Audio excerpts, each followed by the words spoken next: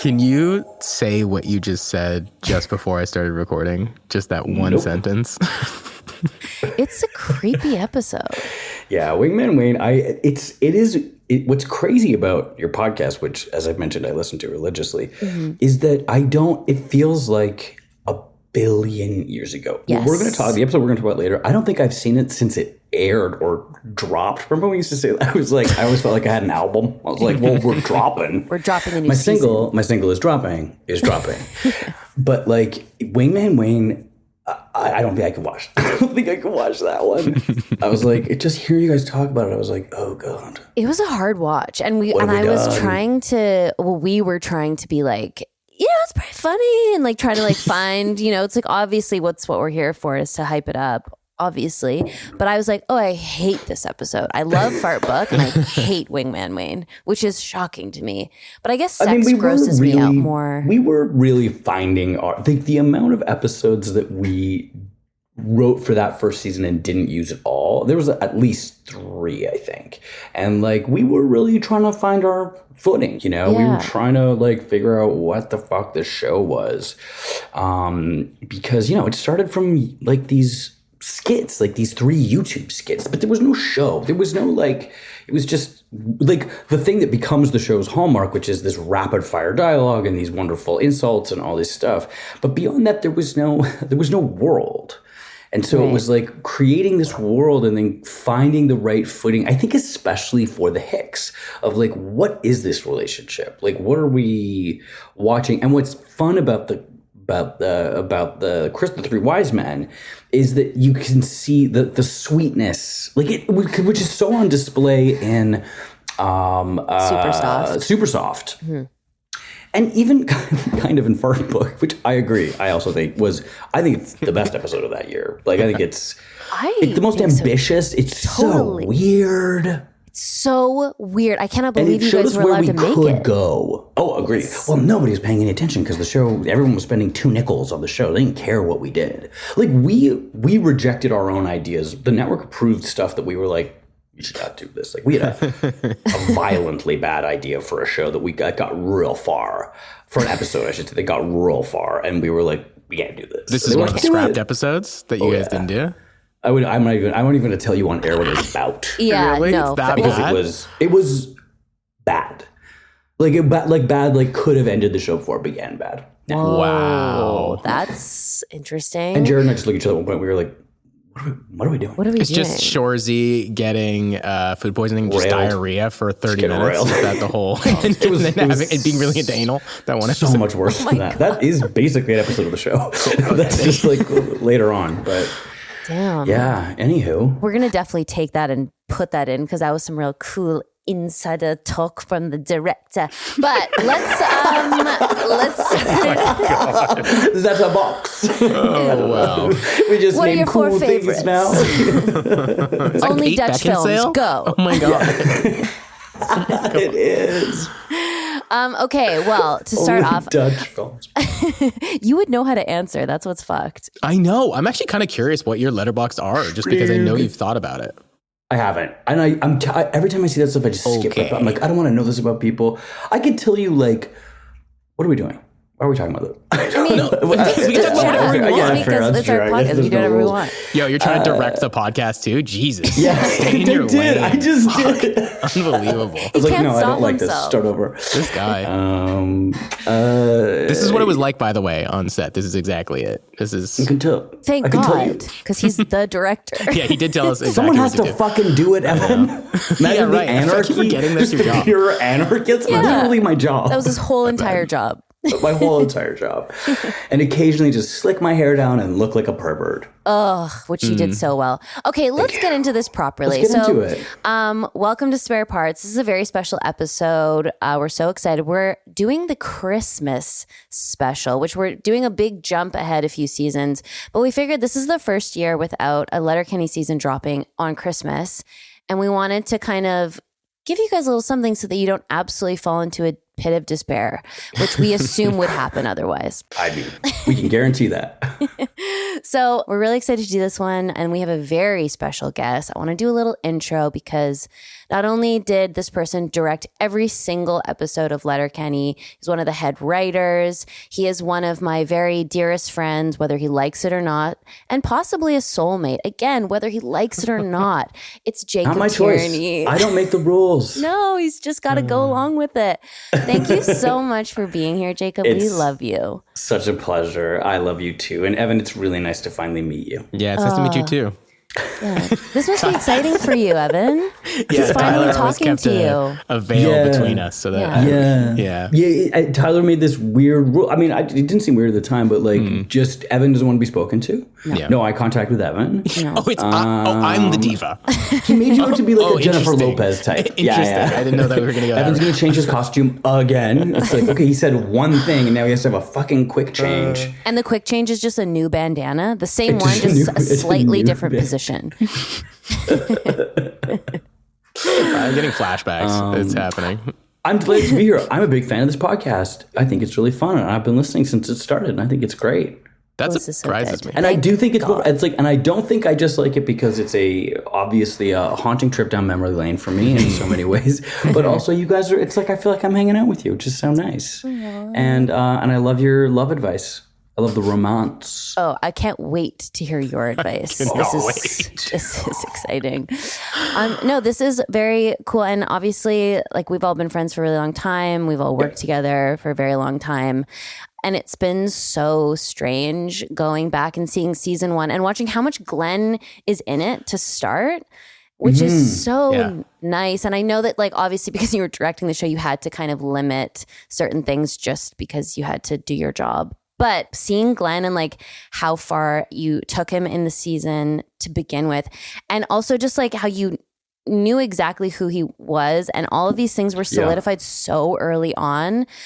More so, I think, than any other character. Didn't he? Old Glenn. Glenn starts where he ends up. You come in hot. Holy He comes in shit. hot. It's true.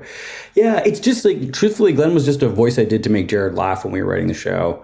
And that's how Glenn became Glenn. It's going in the show. That's going in the show. Yeah, that's going in the movie. That's going in the movie. Yeah. Putting it in. A lot of that.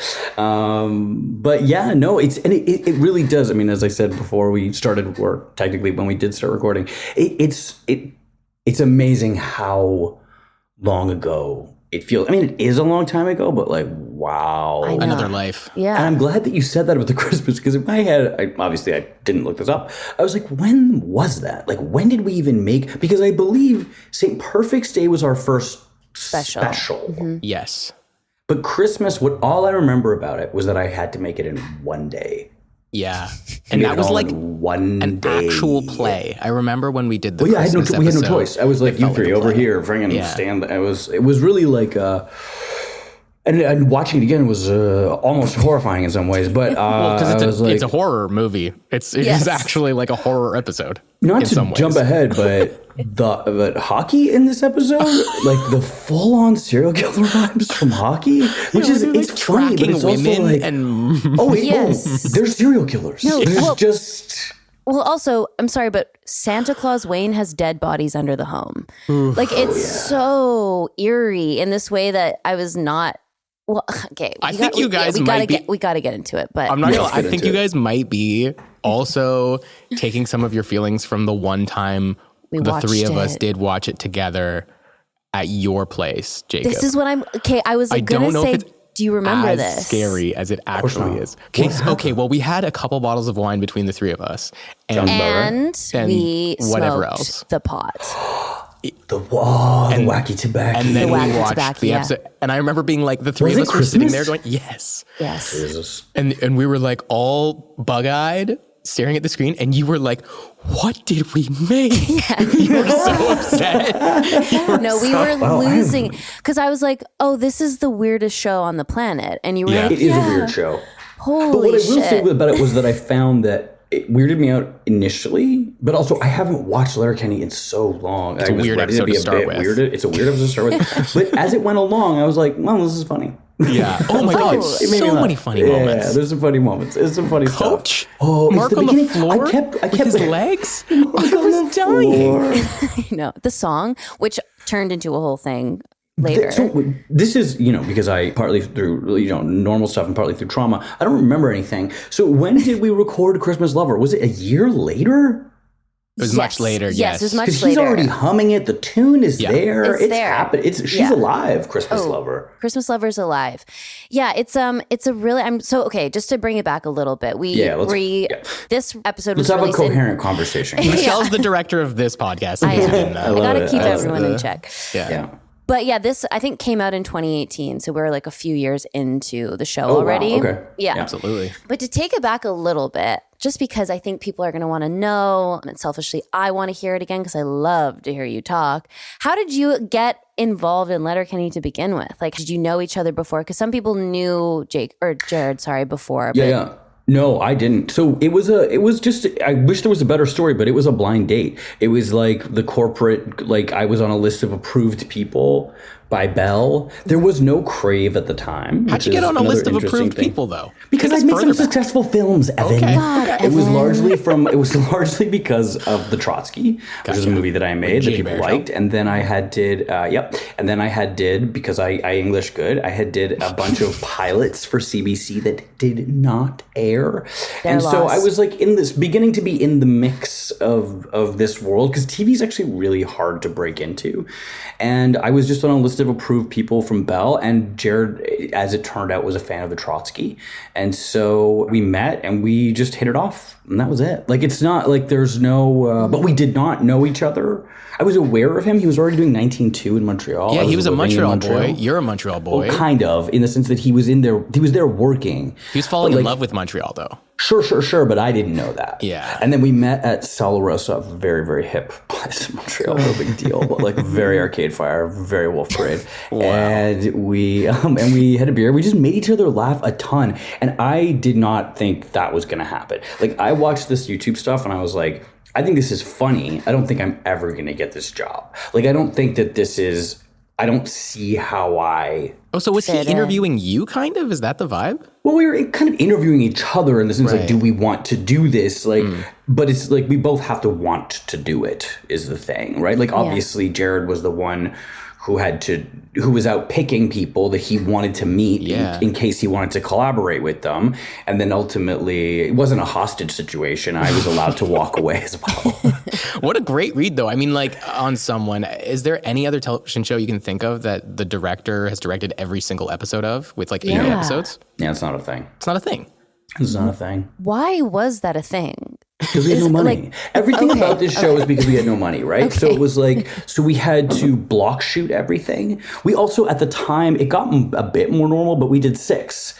And that wasn't a normal amount of episodes. It's usually 12 then. So like, it was a smaller order and we had no money. And so the way that the show looks and the way that we make the show were all based on this idea. Like, part of the reason that I don't let you guys move ever is because I was like, I can't film your entrances and exits. I don't have the time. Like, we have to, that's why, like, it was these big wide shots and these close-ups, because that's what we could pull off. Right. And that's what we had the time to do.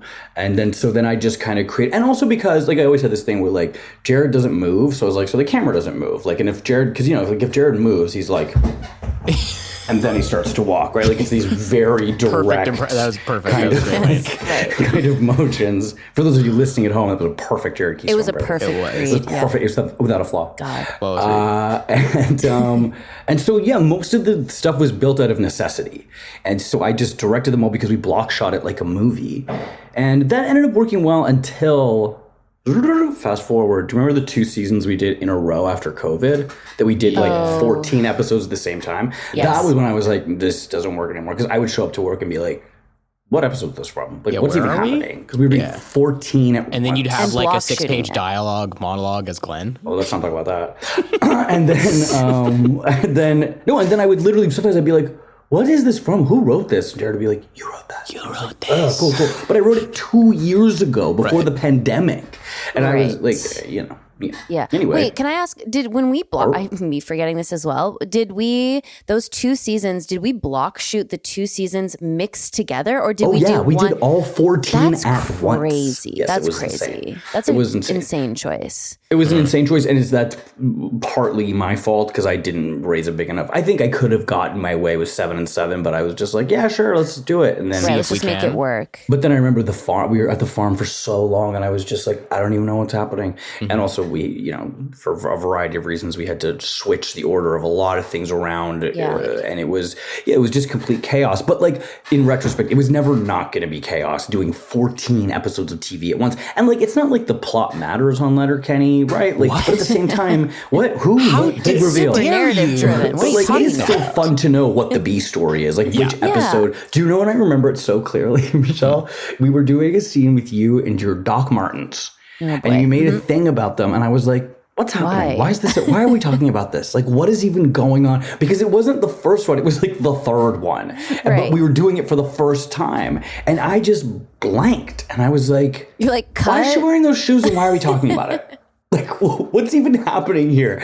And it was, I mean, I'm sure it was Jared. It was like, it's a runner through the whole season, and I was like, oh. Well, I believe you, but all right, let's move this along. Like, because we'd written half of them a year and a half before.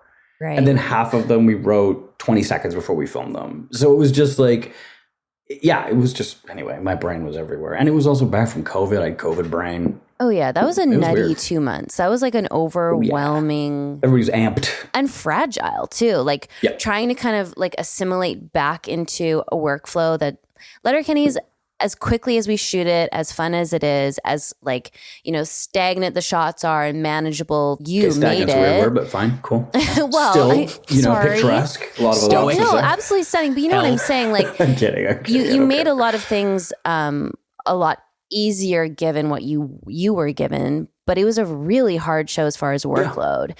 It was huge amounts of dialogue. When I tell people how many pages a day we shot, they don't believe that it's even possible. I feel like we held the record in the basement in season 3 with Sarah Gadden, no? Well, that's my favorite story about tricking somebody into doing Letterkenny is when I called because Sarah Gadden plays gay, by the way. Plays gay, and Sarah's a very good friend of mine, like one of my closest friends.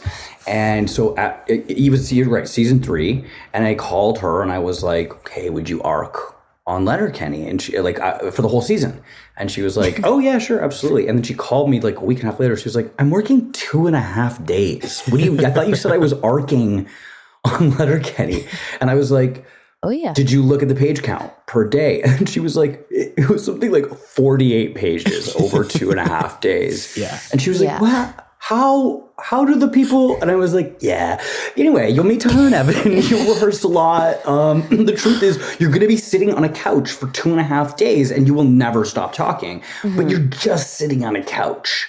Yeah. So it's 2.5 days. Yeah, it's basically a soap opera. So crazy. Right? Like that's how they do soap opera. Like 40 pages. They just do the. I did a soap when I was a kid, and it is a French soap. Thank you very much. Called Watatatao. Can't be what's it called? Come on. That is all real. That's literally what's it called? Watatatao. And it was on for like 25 years. Watatatao. One of you can Google it right the fuck now. It was on for 20 years, and I was on the first 2 seasons of it. Oh my gosh. Oh yeah, wait, because you were a child actor. When did you start acting? How old were you? 4. Holy. Cheese and crackers. But you're also a Nepo baby. Yeah, you're a Nepo baby. Yeah, kind of. I mean, I did start in the business at the same time as my dad started in the business. Oh, okay. Our careers began at the same time. So you guys he's a like Nepo Bon daddy, Cop, Bad Cop? Huh? Anyone out there enjoy that film? Bon Cop. Like, it's like Bon Cop, Bad Cop. There you go. There it is. Bon Cop, Bad Cop. Bon Cop, Bad Cop. That's my dad's movie. Bon Cop, Bad Cop. Great movie. Thanks. It is a great movie. 4 though. I did a commercial when I was 4, and then I worked a ton as a kid. Your most important role of all time was Are You Afraid of the Dark? Of course. I think I totally. Speaking of things you shoot in 18 seconds, so I was a campfire kid for the first 2 years, and we did all that in like 5 days too. And so like every time, there's always like once a year, someone's like, "I'm writing an oral history of Are You Afraid of the Dark," and they try to get in touch with me, and I'm always like, guy, I don't remember the amount of times I've thought about getting in touch with you about that. I'm like, oh, okay, do you think it's enough time has passed now between someone asking him? Lose my number. Yeah. But it is like, I don't remember anything about it. Because it was just like, oh boy, this is scary. And now the story of the Jack in the Box or whatever, and on the fire or whatever we did. And then that's it. I didn't even know what happened in the stories. I don't even think we got those scripts. So I was like, I don't know what happens. I just introduce it, and then we back from commercial, if you thought that was scary, wait till you see what happens after we sell you cereal, or whatever the fuck we did. Did you get to do you remember if you dumped water on the fire? Did you ever get to do it? Yeah, I did it. I actually, I remember throwing the thing. That was a whole thing, because we threw a thing and then it went whoosh, I think. Can we find a clip of you doing this? We have to find a clip. Can. Okay, that's going on the list. I need to see you taking the fire down. I just do. Sure. I need to see you taking the fire down. Taking the fire. Ooh. Sorry, I've been watching Letterkenny, so this is how I talk. Yeah. Taking down, there is something, and I guess it's the way they say it in this episode. Like a lion killing a gazelle. They're on a hunt. They're hunting the world's most dangerous game. Man. Woman. Woman. They're very funny, and though I will say, they're so funny. Their dialogue they're and delivery. So funny. The crying, the tears, it's so sweet. Oh God! As scary as the episode is to us, on some level, it is a very funny, very charming episode overall. Yeah. I mean, let's fully get into the Christmas episode. When did you watch it, Jacob? Last night. Yeah, me too. Evan, just before we started recording. Just before we started filming. Cool. Every time. Well, then it's fresh. It's very fresh. Makes sense. Yeah. I mean, I guess the plot of this episode is they're throwing a Christmas party and they have a tradition of getting alcoholism, of intense alcoholism, but which is a recurring theme. Liqueurs. Yeah, the grossest of the gross. The grossest of the gross. A lot of whiskey. They all want to get so drunk that they throw up at midnight. That's the big goal. It's funny. I had to spitting is throwing up. Mm-hmm. A spit. I had to remember that. Where I come from, this is horrible. I grew up in a town called Ladysmith. They used to call it, to throw up, they used to say chunder. Ooh, that's pretty bad. The Chunder Dome. Chunder. Yeah. The Enter the Chunder Dome. Yeah. I don't like it. We just call it a puke and rally is what that is. Yeah. You'd be like, go have a puke and rally. So you throw up in the bushes and you come back and you keep drinking. I think a spit was a good choice. Chunks. Goodness. That was that's from Wayne's World, I believe. Pretty formative. What's that? People my age. Yeah, fine. Just kidding. Yeah, so there's that. And then I guess this episode, what struck me is weirdly the similarities to Super Soft in this way where it's like, oh, Wayne and Katie were obviously neglected as children and they are so excited. Their idea of Christmas is drinking liqueur alone. But they love Christmas and they love giving gifts. But what do they love? It's tradition. I know. I agree. If you choose to family therapize Wayne and Katie, yikes. Well, he's giving so many gifts. He's so generous in this episode. And his little... It's interesting. He's orderly and specific. Yeah. Generous is he's like a king bringing people into his chamber. There is something mafioso-ish about it. Santa as paterfamilias. There's some, I don't know. Yeah. It's very strange. And all the gifts are what I love too, we're in a room we're never in before and we've never been in since. And I know what that is. I'm like, oh, that's the front of it's a thing that exists at the real house that we did build in the studio, but we never used until we needed, what I needed was to not have everybody in the same room all the time because I couldn't direct it otherwise. I was like, we have to figure this out. That's why there's those weird crosses. Right. And that's why there's, and I remember Jared saying to me, he was like, well, where's Glenn? And I was like, who cares? I was like, I have way too much to do. I can't just be an extra. I can't just stand there with Coach. Was there. I'm sorry. No, I'm there when I'm there, but I can't just be part of these conversations where I have no dialogue. I was like, if I'm not talking, I'm not there. Was sitting on Jared's lap the funniest scene to shoot? Yeah. Well, you remember the bloopers of that shit, right? Because I squiggled in. And then you gave your little thing a little toot. I gave a lot of toots. I love that. I also like so much the part where you're talking about where's the card? My mom always says that's the most important. That little bit was I thought that was improvised the way you did it. I did. It is improvised. I just made it up. But it's very funny. Make him feel bad for not writing me a card. My mom always says that's part. That's the plot. Everyone get a gift, but. Not everyone can ride a really hot rail car. Oh my God, doesn't matter. the pitch pipe. Meh. Meh. It's really funny. It's so funny. I made myself laugh. Okay, this is good. I was going to say, when you watch yourself as Glenn, I don't know how you feel about this, but you watching yourself back where you're like, oh, I was really trying to do a thing. And you're like, yikes. But I feel like Glenn is so far from you and so fun. That is a thing. Like Glenn is so far from me that I don't have the usual like vanity of like, I hate this. Why do I look like I know I look insane. I'm doing crazy things. No, you know, like to your point about earlier, like Glenn is a rich dessert. I think if you had him there all the time, you'd be like, that's enough. That's enough. You know what I mean? I feel Like a bit sick. it would just be like, that's a lot for every meal. Do I need that every night? I don't know if I need it every night. It's lovely to know it's happening once a week. So no Glenn spinoff? You're not thinking it's not... The Glenn off? Yeah, like he goes on a mission. That's not up to me. But no, I feel like he's in a category of like a Mrs. McMurray. Where you're like, that's why it's so great, because it's there for a total of 18 minutes a season. You don't want it to be, you know, like... The show with me and Melanie, I don't know if I'd watch that. It'd be pretty full on, but I don't know. I mean, when you guys are doing, again, we're jumping around, but when you're doing the Chinese karaoke stuff, that's some of my favorite. The bloopers to that it's some of my favorite. It's genius. It's like the fact that bitch showed up to work knowing that song. She memorized a Chinese song. She memorized a Cantonese karaoke Was it Cantonese? I thought it was Mandarin. She was I think she thought it was Mandarin. What does she know? She told me Bless her. She's beautiful. She's an idiot. We love you, Mel. You're the smartest girl I know. She's the best. Yeah. But yeah, no, she memorized the fucking song. And you know who didn't? Dan. Whoa. Oh, really? No. He has enough on his plate. Come on. He's a lot of kids. He's got a lot of kids. A lot we of were talking about this in a previous episode, like how comprehensible he is in the first season. I could hear every word he said.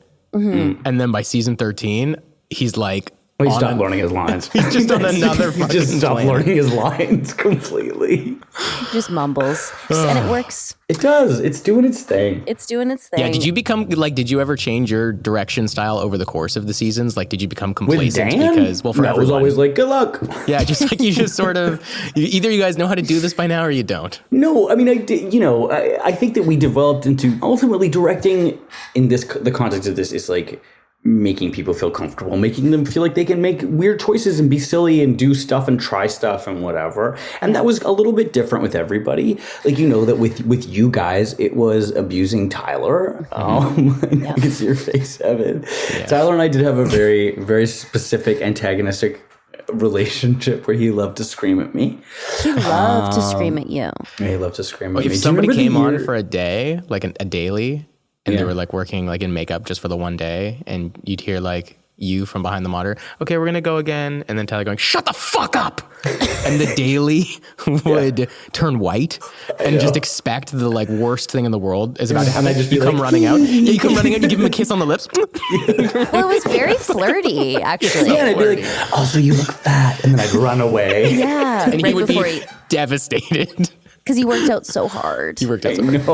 Remember how many jokes I made about that? Where I was like, so when's that happening? When are you going to start working out? He was so upset. He's eating nothing but chicken breast all the time. Working out every day for 3 hours. Doing it for yourself, but nobody's noticing. What were you going to say? What were you going to say? Jacob, do you even remember before I derailed you? About how you direct people. No, I think you do it differently. Like, that's what really, like, it's maintenance at that point, you know? Mm-hmm. Like, it's like making sure everybody's comfortable and making sure everybody feels good and that you're trying to, it's less, you know, or like so occasionally it's like a specific thing, but usually it's more like putting everybody at ease so they feel like they can be silly. We're doing, you know, I mean, for God's sake, like we were also writing for you guys at the time. It was like, there's not a lot of specific direction to give in that way. Mm-hmm. For this show, it was like, I feel like we all knew the rules. Learn your lines. That's the big rule of Letterkenny, right? It's like learn your fucking lines because like perfectly learn them. Because it's also, the show is rhythmic. So if you don't, you can't paraphrase, you have to fall into this patter or you're going to derail everything. Yeah. Fall into this pitter-patter. And you could also just do what hockey did, right? And it's like, learn each other's lines. That did happen. And just kind of go in whenever you feel. And honestly, who's to notice? I know. Well, it is still, I'm like, is that one Riley? Like the names. I know that now, but if you asked me, like, gun to my head, Dax and Ron, I'd be like, drawn. I don't know. They're both. Yeah, they just blend together beautifully. Yeah. They do. No, it is. Wonderful. I will say, working with different directors and stuff in different projects, what I love about the way that you direct, and I don't know if this is just, go. Well, Evan, we'll get to you later, Evan. Yeah. You'll get your turn to suck up. Yeah, to compliment me, in case that's not clear. But I was gonna say, what I learned so much, like working with you, is like how much acting is. It's just so dependent on the actor having confidence, and so much of that is from the director coming in and being like, if something didn't work, not going like, okay, that didn't work. And then you shut the actor down and then it's just like a slippery slope. Instead, you'd always come in laughing and supporting. And even if you probably didn't like that take, you'd be like, that was great. Can we try one like that? Like you were super upbeat and you just kept the vibes high in a way that was really good for all of the day players, especially that came in. Like it made them feel like they had the confidence to be there, because especially over time, the Letterkenny thing became quite big and a little bit intimidating. Yeah. So I would assume those actors coming in, it's like stressful, and you always put people at ease, I think. It's always stressful to be a fucking guest star. It's the worst. Totally. It's the worst. You're coming in and like these people already know each other, and they're like they're either gonna ignore you or they're gonna, I don't know. It's like there's kind of not, I'm not saying we did this. I think we all actually tried quite hard to not do it. And we often had recurring people. Like we had there's very few guest stars in the sense that like we often had people that would come back over and over again. And so they would develop their own core relationships. But just in general, being a guest star is a nightmare. Yeah. And to what you were saying, Michelle, A, thank you. I tried to do that. And B, I think it's really important with comedy too. Like you can't, snuffing somebody's flame out is never going to make them do something funny the next time. Yeah. And being funny does mean it's vulnerable. It's scary because you're being silly or you're making yourself look silly. And then also like, especially with like, I was going to say the girls, but like not just the girls. I remember doing this actually a lot with James and Greg, who played Dax and Ron, speaking of them, where it was making sure that, like, I was like, you look great. Like, I knew, like, they were nothing. Yes. They're wearing nothing. Mm. And it's like, you have to make people feel, and I feel like there's a way to do that. It's always interesting because you're like, you can't be creepy, but you, at the same time, like, no actor's standing there in a fucking bikini wanting to be like, nobody's saying you look good either, totally. Right? Like, it's like, there's a halfway where you have to be like, you look awesome. Don't let anybody be weird to you, and be confident. Like, what the fuck's the point of wearing like those boys in their short shorts and their fucking barely their tank tops? It's like you both. I remember hearing them compliment each other once, but like just like I think it was like their second day or something, and they just talk to each other. They're like, "You look amazing, man. No, man, you also like I don't know what you've been doing, but like your arms." Like I was like, and somebody was like going over to talk to them, and I was like, "Leave them alone for a moment. This is their process. Let them pump each other's tires. Yeah. Oh, it's gonna help. Because I bet, you're like, well, fuck yeah, it's terrifying. You're shy. Of course you're. I mean, I can speak to this, James obviously. Daly, like, ridiculous. I would like that body on that. I saw him 2 days ago. He was wearing like a suit, like a vampire outfit. He's always playing a vampire, as far as I can tell. And he like twinkled his eyes at me, and he was like, "Hi, Evan," and I was like, "Wow, I forgot how pretty you are." He's glamoring you like a vampire. You're like, he's incredibly what glamorous. castle do I follow you to, James? Yeah. He's a prince. He is a classic prince. The first time I met him, he's like a Disney prince who's a villain. He's a Gaston. Yeah, he's Gaston, but blonde, which is even more creepy. Yeah. Yeah, you're a creepy fuck, James. You're creepy fuck, James. If you're listening, James. Well, I don't know if we'll keep this in, but the first time I met Dax and Ron, James and Greg, was at the wedding episode. Yep. And James and I were like shaking hands. Great episode. We were shaking hands, and then somebody accidentally bumped him, and his hand just went on my breast, and he's like, well, fuck. And he was, is that what he said? That's amazing. He's like, well, I just fully touched your breast. I'm so sorry. And we were dying. And he went white as a ghost. It was so... He's already pretty fucking white. But it was translucent. It was wild. I felt so bad for him. So he went like Sarah Gadden. Like, here are my veins. Could see all the veins. All the veins. Also, what's up, Sarah? What's up, Sarah? Who else we're gonna... Okay, to come back to the episode, what I wanted to also touch on, Christmas, is we never had any actual intimacy on the set of Letterkenny. We talked about it a lot, but there was no touching ever. The only kiss I believe to ever happen on Letterkenny is between, of course, Roald and Stuart in the Christmas episode where you make contact. Yeah. Oh yeah, full lip to lip, and then fall completely flat. It was really funny. No mat on the ground, by the way. Of course not. Well, we I bet no one asked you to fall. I bet no one asked you to fall, but you just did it. No one asked me to fall. So no one put a mat down for the fall. I decided to do fucking in that moment, you assholes. Sorry. You're welcome for sacrificing my body. You did. It was worth it. It was worth it. Talking about watching like your performance and being so critical, like this episode, I was like, what are you fucking doing the whole time? You're so I had a good. question for you. You guys are great. I had a question for you guys, though. By that I mean you and Tyler. Was this the first time? Because I couldn't remember when the started. Was it this? Oh, I think so. I think this feels like early on in the. I think this is an early establishing. Am I doing it justice? You did perfect. Almost Yeah, there. you did all three. It was great. We can try right now, the three of us, but it might not go. The lag. Are we doing it? Let's do it. Okay, We'll get Connor to tighten that up. tighten it. Connor's going to tighten that up. Yeah. And then send it to me. I'm going to approve it. All right. Yeah. That's actually, we have to, when we had Tyler on for the last episode, we're like, don't worry, we'll send you this first so that you can hear what you said. You don't have to do that with me. I don't care. Tyler was born with the PR brain, like because he was a child actor as well. He will not say things in interviews that he's not supposed to say.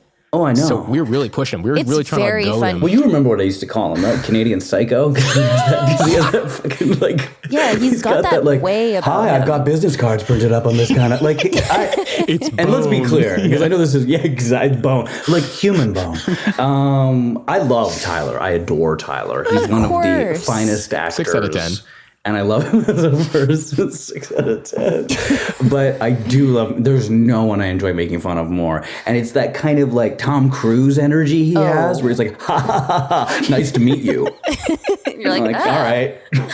Talking about like you made everyone else feel comfortable on set before they did something. Tyler was the only one you had to break down before he did something. The one, he didn't want that. He wants negative attention. So I gave him what he wanted. Yeah, exactly. He wants Stuart. He wanted Stuart, and he is a bit methody in that way. But then it would also translate. I can recall when I was playing Glenn. I mean, I never had more fun playing Glenn than with you guys, because when the skids are with Glenn, I think it's always super funny. I don't know if you guys remember this, but like I would end up kind of directing in that voice because I didn't want to drop out of it too much. I'd be like, we're going again, or like whatever I would do. I'd be like, action. I loved it, which is I know is weird, but I also like had to just maintain a little bit because that was hard sometimes. But I would find myself like just like being like talking to him the way that Glenn talked to Stuart, like, oh, Stuart, oh God, Stuart, like just like,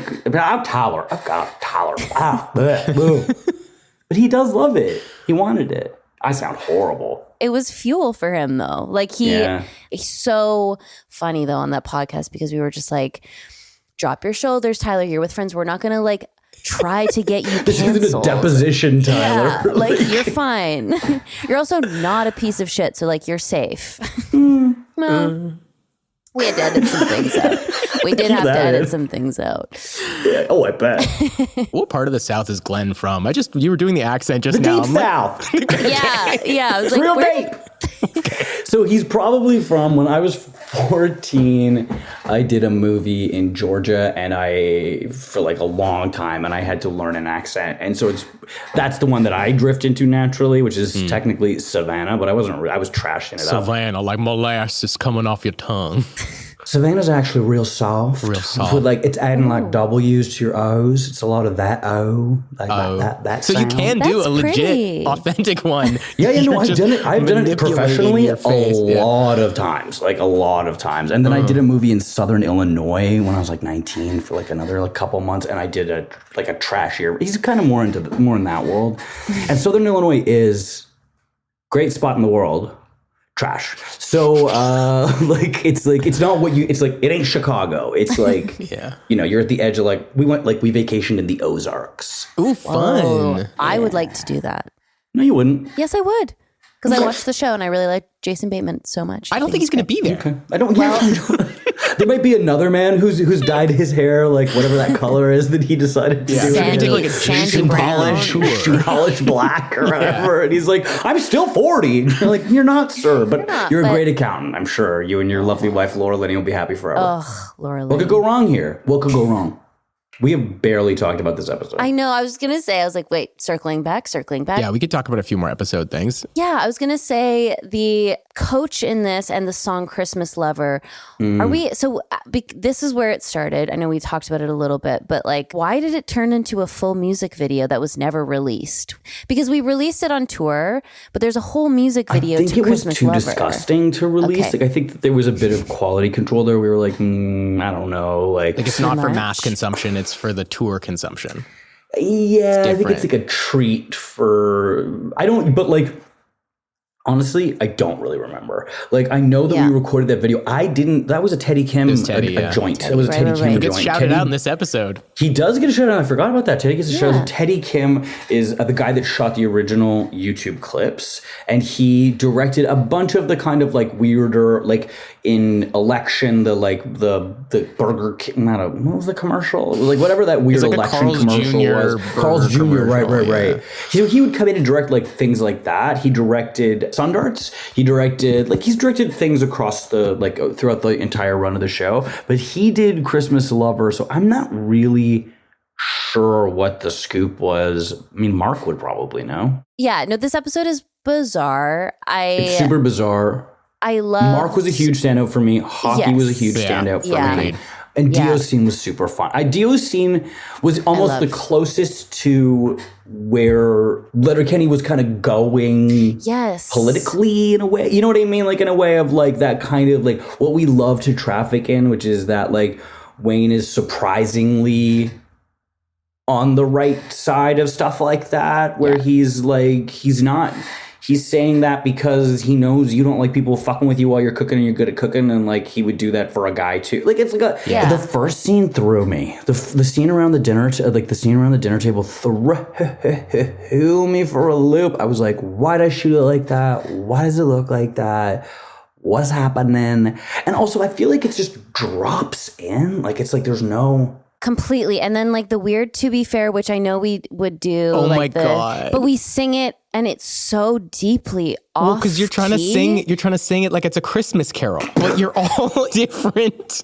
You didn't think you'd try again? Whoa. Did we not get any other shot, or was that the point? I believe you guys did that in ADR too.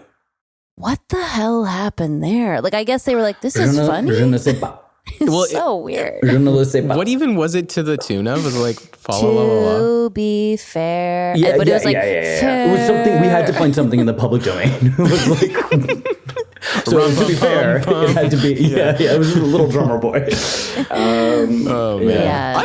I thought that one of my favorite parts of the episode was established at that opening scene, which is the little, this is gonna be the best party of all. Right? Anybody hear about that? Like that cute little smirk of this is gonna be the best party. I thought that was cute. That's the inner child of Katie and Wayne being like so obsessed with these like little rituals that they clearly didn't, I guess, have access to for a long time, and so now they recreate. Or they were traumatizing. Because the whole part of the point of it seems like, let's not remember this. Because the alcohol. Oh, it's a lot of alcohol. Yeah, but you save it to the end. Always there, though. Okay. You're not supposed to spit till the end of the night, okay? Okay. See an Al-Anon, Evan.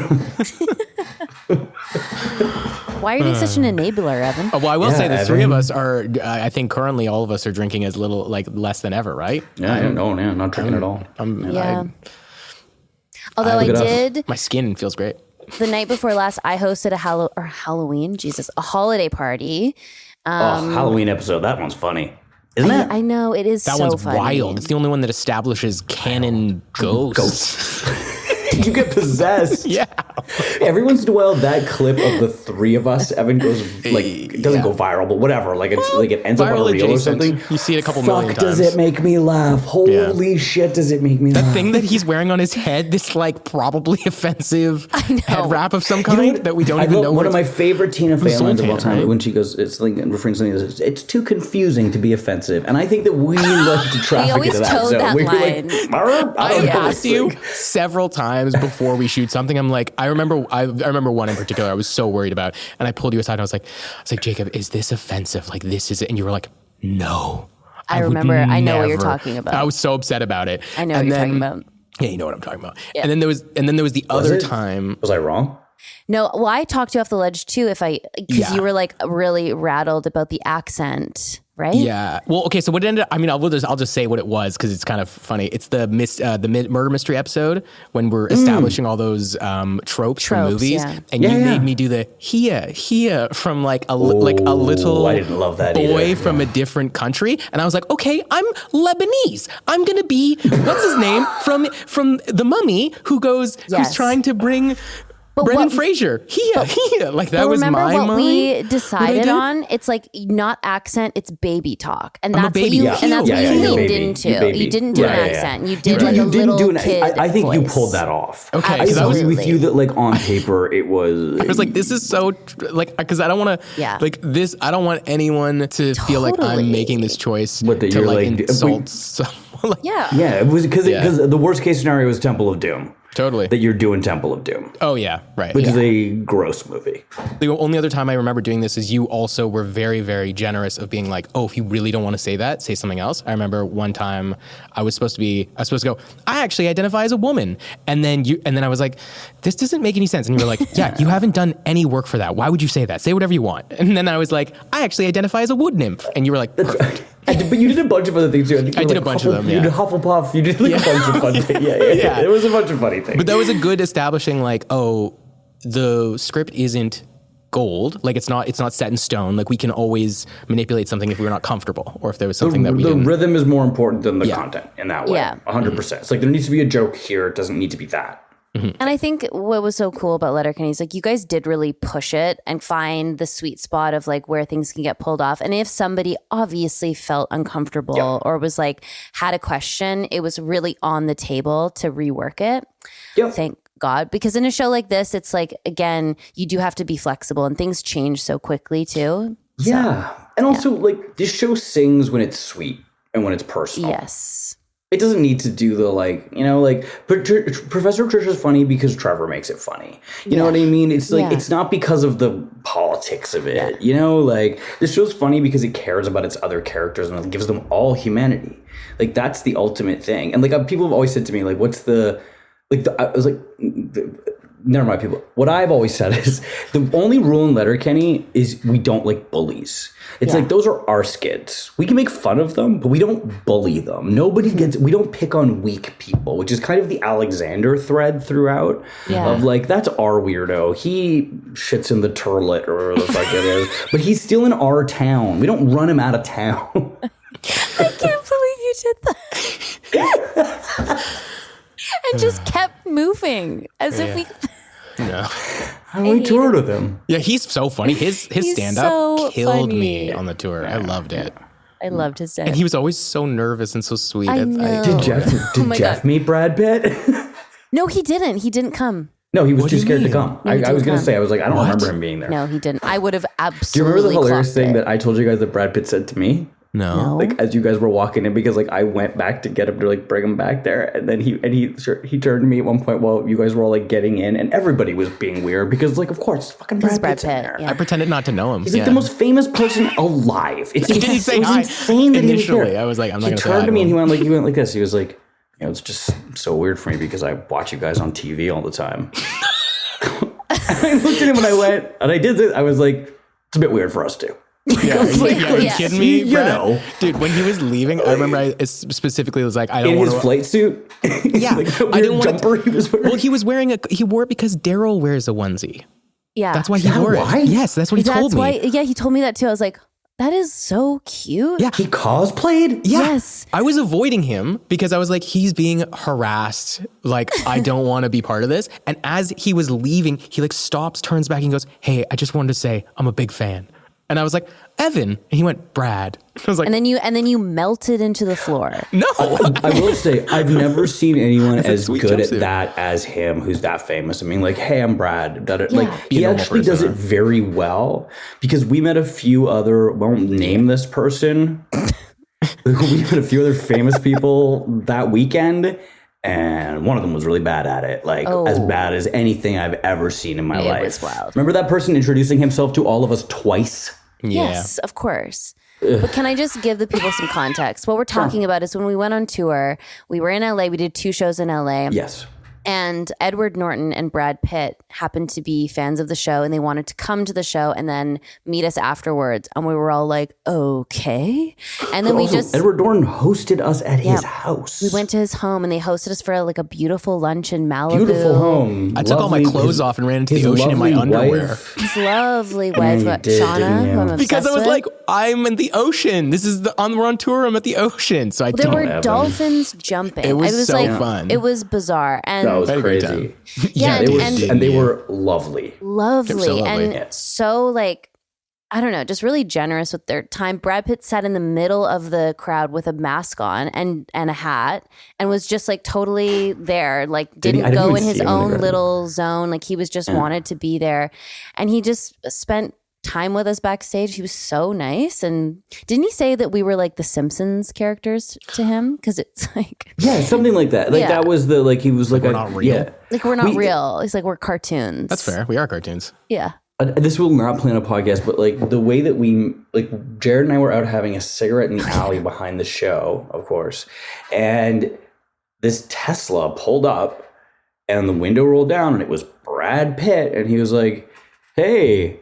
I can't even remember what he said, but he was something like, "Hey, you guys know where I go see a show tonight?" Or like he made some joke, and we were like, like a dad joke, kind of like a bit of a fancy meeting you, blah, blah, blah, you know. And we were like, yeah, and we went to shake hands, and like something happened where I didn't take his hand. I ended up clutching his hand instead of shaking. Didn't he try to give you a fist bump? And then I think I covered him or something. Oh man, Jacob, it was something horrible. This is before the show? This is before the show. And then he went away to park his car, and Jared and I were standing there, and we were like, should we wait for him? We were like, no. We ran away inside to get it's like he made us so nervous. No, I do remember. I remember Jared coming into the green room after that, and being like, "I think we just saw Brad Pitt in the parking lot." I think we talked to him. He was trying to tell the story, but like in that Jared way. He's like, "I think because maybe he would be shockingly handsome if he wasn't that famous." Sure, he's both those things. You know what though?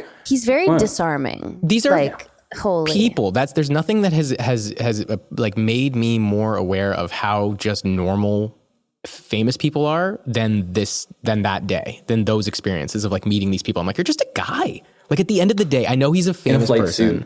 In a flight suit, but you're a guy. And like when we went to Ed Norton's house, talking to his wife Shauna and her mom, like that was when I was like, it started to get really weird because they have like family in Ontario. Yeah, that's how they do the show. Yeah, and they also like they have a place in the Muskokas or something. Shauna's been producing all of our favorite movies for the last like 20 years. Yeah, she was Judd Apatow's producer. Crazy. I was like, I watch Forgetting Sarah Marshall every time I do my laundry. Do you know how much laundry I do? Do you know how many times I've seen that movie? That's insane. I know. I've watched that movie like 3 times a week, I guess. You do your laundry 3 times a week? Yeah. Oh my God. Once a day. No, I genuinely, I don't know. I can't even tell, like, what does he think is normal? No, I don't know. How often do you do laundry? I send out for my laundry. I've never seen the movie. No. She does? Speaking of famous, holy. No, I remember like that whole, like going there, doing that thing, meeting all these people, the whole tour. I was like, everyone's just a person. Like it's so normal. I don't know. It was like an ego death for like celebrity or something in some way for me. Can I also just say though, with Brad Pitt coming into that green room, I also was hyper aware, and everyone in the room, like the cast and then some of the producers and stuff, like we're all in the industry, so to speak. And even if you weren't facing him though, your energy was like blasting at him, like everyone and everywhere. So you guys feel the exact opposite of me. No, but let me get I think to you're my insane. point. I don't even know what you're talking about. I can't relate to anything you're saying. It was like that was Brad Pitt in there. Yeah, and I felt actually really empathetic towards him and his experience just navigating the world. He could go to the littlest town in a tiny country across the world and they will know who he is. Everywhere he goes, people are staring at him and blasting him with energy. And that must be bizarre. Blasting him with energy. This phrase you've decided to. But don't you? But you don't. It's like he's really Slimer in Ghostbusters, and we're like, all right, guys. That's honestly what it felt like when I was in the green Cross the room. streams, you'll destroy Brad Pitt. But it's honest. I was like, this is so insanely weird. Like, what? You'll have to cut this, but you know the thing that I remember the strongest about that moment was. I know it. Oh yeah. Yeah. Oh, I do remember. In front of you, Jacob. He's like, whoa. Remember? What? Whoa. The person you were talking about who was the worst was. Oh yeah. Yeah. No, when he first came in, he was like, "So are you guys like an improv troupe or something?" Yeah, it was very that. He asked us that. And this was like just before Remember that before whole you got thing. Yeah. Weird vibes. We have this one picture, this group shot of us with Edward Norton and Brad Pitt backstage. No one shared that. That's the most Canadian thing too. We're like, no, we just kind of keep that to ourselves. I had a picture. Not to be that guy. I have a picture with just like the four, like me and Edward Norton and Brad Pitt and Jared, and I sent that to like my old friend thread because like I couldn't help myself. It was just like, look at this. Yeah. I mean, I did that with wild? Maynard for sure. I sent that to all my boys. I was like, look, Maynard. For sure. So, Jacob, did you like the episode Three Wise Men? Yes. Perfect. But I wish, I did wish I was watching the Halloween one. Like I did, like, or I feel like our specials got better. Like I feel like Easter's really funny, International Women's Day is really funny, and like this is funny. It's just like I think this is just largely director horror of just like, oh God, we shot this in fucking 10 hours. I could tell, and I felt as a director that I had failed multiple times Well, I over. will say, no, everybody's as an really actor, funny it was in so it. fun. We had such a good time doing that weird, everyone playing in the same direction play thing. And there's so many videos of everyone behind the scenes, like doing the little heads poking out and stacked on top of each other. That was fucking funny. I love that. That was funny. I forgot about that. And you know what moment I also loved, which I remember this happening on set, and I know it's a moment involving me, so bear with me. You're allowed to talk about your moments. But when Gail, we were doing the scene with like Gail, and she just started playing with my hair like right before. I saw that. And I just that. slapped her hand away, and we just kept moving, and she just kind of kept like sort of sensually touching my hair, which we never discussed. And Lisa. Sometimes Lisa would just. I mean, like Lisa's always making amazing choices, but sometimes like the way she looks at other people. No. I'm like, she is playing an alien. Yes. Yeah. She is That's not why from there's this something planet. inside of her trying to escape. That's why she's wriggling all the She's time. moving like that. It's like, no. Yeah, I did. I loved this episode as well, and I think it's a very weird episode. If you do happen to smoke marijuana and you watch it, you're gonna potentially have a bit of a freak out, like we did. But like, this is the second time I watched it, and I was very sober, and I was like, oh, this is cute and strange, and kind of like encapsulates what Letterkenny is in a lot of ways, which is cute and strange. Agreed. I mean, it's a weird fucking show, right? Like. Yeah. That's it. That's just Wayne doesn't like any of these people and yet invited them all over to his house on Christmas and gave them all presents. Yeah. He tolerates them at best. Yeah. Yep. Like, what are Stuart and Roll doing there?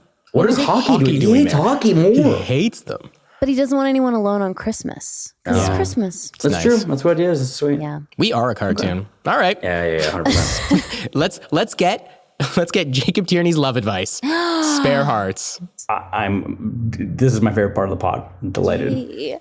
I also wanted to. No, my favorite part of the pod is when you guys don't remember what color my eyes are. But after that, it's giving love advice. You did not. Blue. You call them a deep poet's blue. Poet blue. Rococo blue. A rich blue. Rich blue. I thought they were hazel, but He's it's just a because rich I think blue. we look alike. But We can't afford that song. We can't afford that song. I mean, not to derail again, but do you remember the time you guys were supposed to say, the models are supposed to say, he's in Tubble, and they ran it by Yes. Taylor Swift's team, and they were like, that'll be $30,000, and you guys had to take it out? Yep. That was so annoying. Like, girl, you have enough. And I think, what more does she need? Take your private jet over to fucking... It wasn't even, it was Tubble. We should have done it. We should have like, done We sue should have us. just, like, Sue us. come after the little show up in Canada. Come Seriously. on. Seriously. Seriously, dude. Seriously. Yeah, anyways.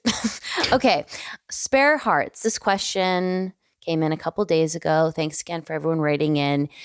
This is very fun for us, especially me, because I love learning about people's lives. And I get to like see their faces and their real names, and then I can like look them up on Instagram if I want to really. Don't tell people that's what you're doing, you creep. Well, I'm not sharing. I think they want to know. Fewer people are going to send in questions now, for sure. I think more people. Okay. Those are the days. Hey, Evan and Michelle, and I'm sure he would have said Jacob if he knew. Love the podcast. It's refreshing, reminiscing over past episodes through your stories. I definitely say, what's the frequency, Kenneth, and instead of what's your problem? So here's my issue. I'd say for a better part of 2024, my best friend and I have grown pretty close to the point that I've fallen in love with her. But I am terrified to let her know this because I'm even more terrified of possibly ruining what we've already built. We've been through hell and back and have stuck tight no matter what. We can tell each other everything, but I'm afraid to tell her that I'm in love with her. Help. I mean, not that this does matter, but is the writer, do you know the gender? Is it a female writer or a male writer? It's a man. Not that this matters, but do you know if the writer's hot? I haven't looked him up. Because that would change. But I mean, Evan. if you're hot, you can tell anyone that you have a crush on them, and it's always well received. Generally, that's how I feel.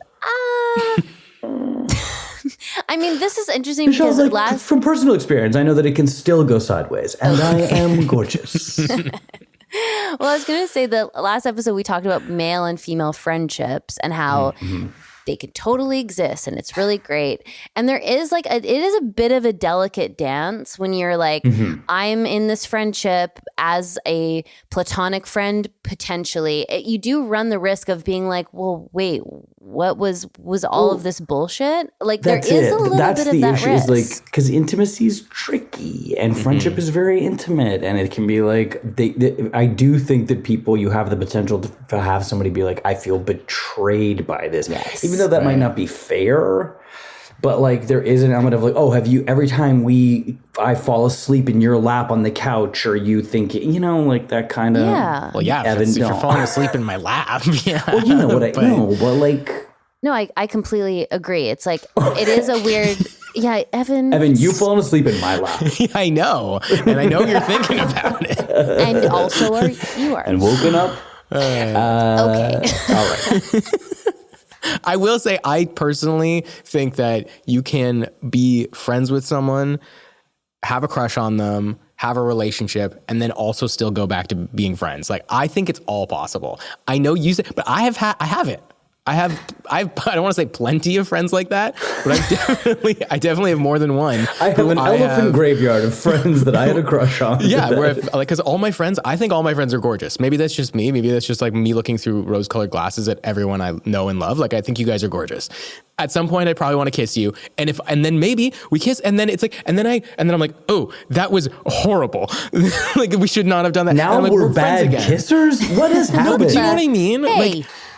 Like you can fall in, like you can fall for a person like a friend and like someone you're like attracted to, because attraction is this kind of malleable concept. It's not like I want to have like children with, you know what I mean? It's not that. So, okay, I'll shut up. You know what? I'm looking at your faces. I'll take a walk. You guys answer the question. I'll anecdotally say this. One of my closest friends, who you guys both know and are friends with too, Brendan Brady, who was one of the producers of our show, his fiance, they were friends for years before they became a couple, and they were very good friends. And so there is room for that to transition. There is room for that transition to be a thing. I think it's like you gotta, but it's a delicate dance, and you've gotta. You gotta be careful. You gotta be careful with the other person's feelings, I think, which is like, you'll feel vulnerable, but I think you actually have to put the care onto the other person so that they don't feel like you're shocking them or like suddenly giving them the impression that you've been looking at them a different way this whole time, that they didn't want to be looked at necessarily. Yes. He also says that they're best friends. Yeah, that's a lot. That's a lot. Like, it's one thing to have a friend that and then like a crush happens, and that can feel a little bit more understandable almost. But if I had a heterosexual male best friend who I was extremely close with and shared things with, and then all of a sudden he looped around and said he had a feeling, like romantic feelings for me, it would, unless I felt the same way, I think it would be very hard to recover. And that's the risk you run. Like, it's just... what I would love to know from this person is there a third party you could run this by? Yeah. And be like, who knows hey, both of you? Yeah, be like, is this even on the radar of right? Like, has this pinged and been dismissed? Or like just some way of knowing if this is an out of the blue situation, or if this is like, oh yeah, she did say once, like, oh, if all, in another world we'd be a great, because like, yeah, people do like often mistake best friend as couples though, like that. People do that all the time, and I will say it is the dream for a lot of people that your best friend does become your partner, just because why wouldn't your partner be your best friend, like on some level, right? Like, it's, you want to laugh and joke, and that's all a best friend really is. It's just with kissing as well. Like, intimacy is, again, not to go into a huge thing about how intimacy is this malleable concept. The fact that you're a married man just shocks me. No, kidding. No, and the thing is, I'm married to like the perfect person for me. Like, Alana is this like we both occupy a very unique space in the grand scheme of like gender archetype and like things. Like, I am not the typical male person, and she's not the typical female barely person. Even say it. No, exactly. And so like we operate in this world, and I'm like, we found each other. We didn't start as friends. But you didn't start as friends. It's true. We didn't start as friends. She saw me and was like, that guy's so hot. He's amazing. She was like, take it off. Take it off. I actually was saying Hero by Enrique Iglesias as the first thing she saw me do. How could she resist? Exactly. I was crawling around on the ground, doing like a cat, like a kitty cat, like a puma, doing my like shoulder blade walk. She's a special girl. I know. I'm really lucky that I found someone. I feel like you're revealing too much about her right now. Probably. My bad. Connor, cut this out. Look up for Alana, please. Alana sues this podcast. She's like, you in a bag, kitty. You better cut that out.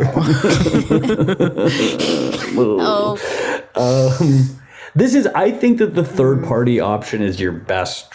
Like, if you want, like, in terms of practical advice here, this needs to see the light of day in some capacity. And then you need to decide, maybe it's worth the risk for you, maybe it's not. But I would say that, like, if you going into this blind is tricky and delicate, but no matter what you do, I think you have to think about you have to delicately position this.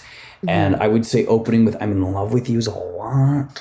Maybe like, I've developed feelings for you. Have you ever thought about, I don't know, something? Yeah, a bit more neutral. Sex is a big deal. And if you've been that close for that long and that hasn't come up, there might be a reason why it hasn't come up. That's actually a good point. Like, if it hasn't just happened one time, or like some kind of like something takes over and it's just never even been... Like, this is just I have to know more details of like the little moments, obviously, that only you would know. I just, again, we need to watch this rom-com. Well, I was going to say, you should watch, you guys should watch Drinking Buddies together and see, and then like, it'll bring up the question even and just without. stare at her as you're watching just be like, it. So what do you think about the movie? Did you relate to that movie at all? Like, that creepy side look, Michelle. Show her a series of films where best friends falls in love. When I Met Sally. Did that make you horny? New Year's is coming up. Hey, did you like that? It's Always Been You. Or that relation, or the episode of Seinfeld where Elaine and Jerry get back together, which is so weird. Ew, so weird. I know, haunting.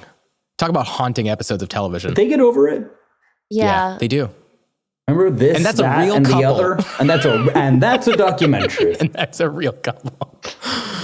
Couples therapy with Jerry and Elaine. Julia Louis-Dreyfus is amazing. Louis?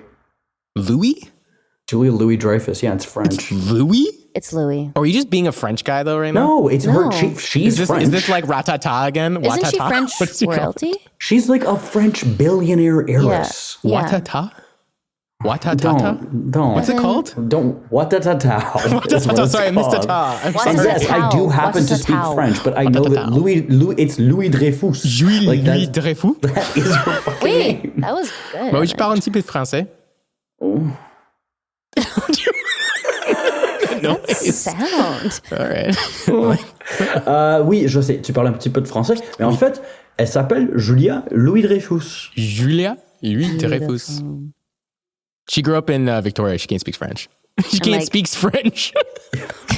Just staring. Skip over this. Shit. I agree with Michelle. We need more detail. And because we're not getting them, I would just say, like, as a woman, Let's speculate endlessly. As a woman who has male friendships, I think there is always this kind of like fear, to be totally honest, that the guy is gonna like fall in love with the girl, and it's like, stop it. I've had so many people fall in love with me though, where I'm still friends with them. And they try to kiss me or they kiss me and I'm like, Evan. no, it's not worth. No, I'm just saying it goes both ways and it's okay. Tyler 4 times. And it'll be okay no matter what. Yeah, it is Tyler each time. But it's a new season, so it counts different as a new person. I'm just saying be mindful of that dynamic. No, you have to be mindful of the other person 100%. Yeah. Have either of you guys watched Woman of the Hour? Not yet. The movie that Anna Kendrick. First of all, it's fucking amazing. I cannot tell you how good I think this movie is. She directed it so well. And Anna Kendrick directed it? She directed it and she stars in it. And shit. It is, what is so amazing about it is that it's entirely about, so it's about the serial killer and it's about like this famous serial killer who was on the dating game, right? And she plays the woman who's a contestant who picks him. But she's also an out of work actress in LA. And it is essentially every exchange she has with the man is a series of, it's violent. Like, and this is from a friend. One of the best scenes in the movie is her buddy, who's her neighbor. They go out for, like, she's had a terrible day. She fucked up on audition. She goes to a drink with him at the bar and he essentially says he wants to fuck her. And I auditioned for this scene and I think I got to call him back. Sounds about right. It comes completely out of the blue for her and she's horrified, but she immediately goes into making him feel better. Because he's so hurt that she doesn't think of him this way. Yes. And she has said to him prior, you're my only friend here. Like, you're the only friend I have. And he violates that without meaning to, but he violates it. And then the brilliant thing is the next cut in that movie is her getting out of bed. She's fucked him because she made that decision that I think we all have made at some point in our life of like, this is easier than the other. Right? Like, this is the way to get, I don't want this person to stop liking me. Yeah. And I don't want to ruin, you feel like you're the ruiner when it's the other person doing the ruining. You have to caregive this situation. You have to make them feel okay because the most fragile thing in the world, and I can say this as a gay man, is another man's ego. And so it's like, if you want to keep him, you don't want him to be embarrassed because embarrassing a man is to provoke his violence and his rage. Right. And that's what this movie, anyway, not to just make this, but this movie, if you keep this in the pod, Woman of the Hour, directed by Anna Kendrick, I cannot recommend it highly enough. Just as really a small scale masterpiece. It's exquisite from beginning to end. But like in the sense of as the guy in this from her, don't put her, you have to be ready for her to be honest with you. Because you might not like what you hear. Mm-hmm. And she might not like that you're saying it. And she's allowed to not like that you're saying it. Yeah, you definitely can't have expectations in this situation. No, and don't go in big with I'm in love with you. That's also, that's a tidal wave. Take a deep breath on that. Yeah. And be like, have you ever thought about, I don't know. Yeah, there's a way to bring it up.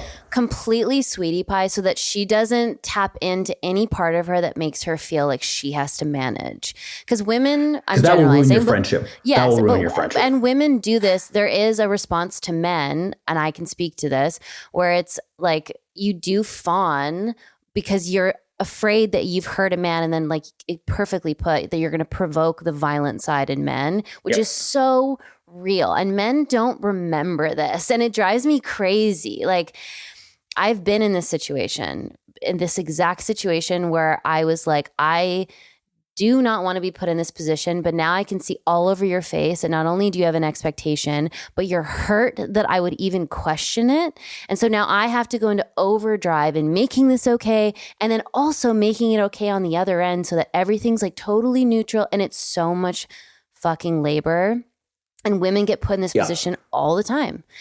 And it's so it's just something to be incredibly cognizant of. Yep. And if you're like exactly you said, Jacob, like no like alone in a dark room conversation. Don't try to kiss her. Don't hold her hand. And don't no like, touchy. Don't come in big.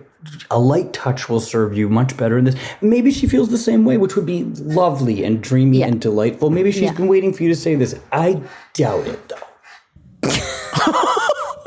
Yeah. Sorry. Like if he just looked you up and you're not hot enough. Sorry. No, you're it's gorgeous. just not gonna work. You're gorgeous.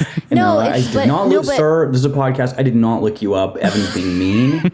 I'm being mean. And if I did, I'm gonna DM you and be like, send nudes. No, I wouldn't do that either. Where's the dick pic? Where's the dick? Just kidding. Feet. But no, this could go sideways so many ways. Yeah. And I think that like it is very listen to what Michelle said and think about this from her point of view, and then think about the way that women feel like they have to manage men and their expectations and their vanity, because she's not going to want to hurt your feelings. And if you don't want to be managed and kind of patronize, I don't know. There's a lot of ways this could go into ways where she does not feel like she can be honest with you anymore, because if she's going to worry about hurting you, there's just a lot. Find another friend to talk to about this.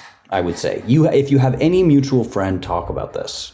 Yeah. Then think about what you're going to do. Yeah. And just super like touch on it and give her all the space she needs to ask questions. And especially if she has a response where she's like, what? Like, I didn't clock this at all. Like, allow her and completely take ownership of it just coming from you, and feel open enough to like redirect back into friendship in a way that she's going to be comfortable with. Like, it is a what's bit on of Evan's face right now, though? What's happening? I'm trying so hard not to do the thing that I want, like to be like, when's the next wedding in your life? Take her as a date to the wedding, and because this isn't real advice. We're not. Yeah, but I'm not a therapist. I'm an actor. I'm gonna give you bad advice. Go to a wedding with this person, dance, have a glass of wine. Your advice kind of is going to like manipulate. Lubricate with alcohol. See what happens. Watch any sitcom and just do what they do in sitcoms. Because, man, that stuff always works on TV. Nobody listened to Evan for sure. I also will say, Evan, you are a particular breed of man where you are a bit of a soothsayer in that way. Like, you can get away with murder. Exactly, because you're incredibly, like, to give you some credit, you're incredibly checked in and empathetic in a way that, sorry, not a lot of straight men are. In my experience, you have a quality where you can read somebody and you're not going to make somebody feel freaked out. Like, you're very good at that. And you have female friends. You're used to talking to girls as friends, which I think a lot of straight male aren't. But hopefully this person has that experience as well. Because if they have an opposite sex best friend, like then like maybe you're good with, maybe you are good at picking up cues. And if you are, I just hope they have more than one. Trust your own gut. Like, trust your own. If you're like, I don't think she feels this way, she probably doesn't. Yeah. Because women also are able to look at men and not be into them. And it's a little different for straight guys, I will say. In my experience, I'm always like, Jesus. And the Letterkenny guys have been a great experience for me to kind of break that mold where it's like, I do have these platonic male friendships in this lovely way that I don't think exists all the time, unfortunately. And so we just all have to be a little bit aware of that.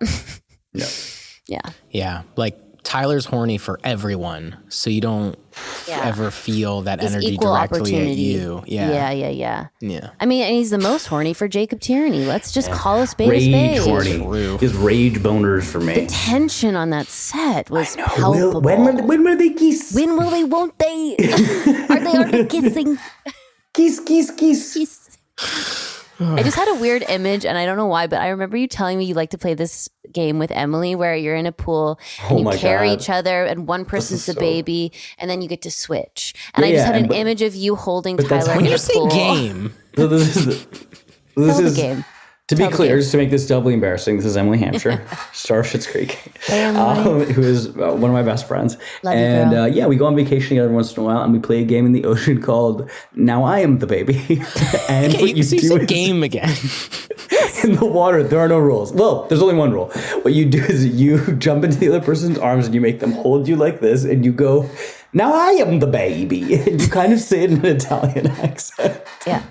And then you get to switch. And when you switch, when this person goes into your arms and they say, "And now I am the baby." I am the baby. I'm the baby. Do you feel healed when that happens? Like, is it like a healing thing? It's pretty funny. Yeah, I bet it's nice. It's pretty funny.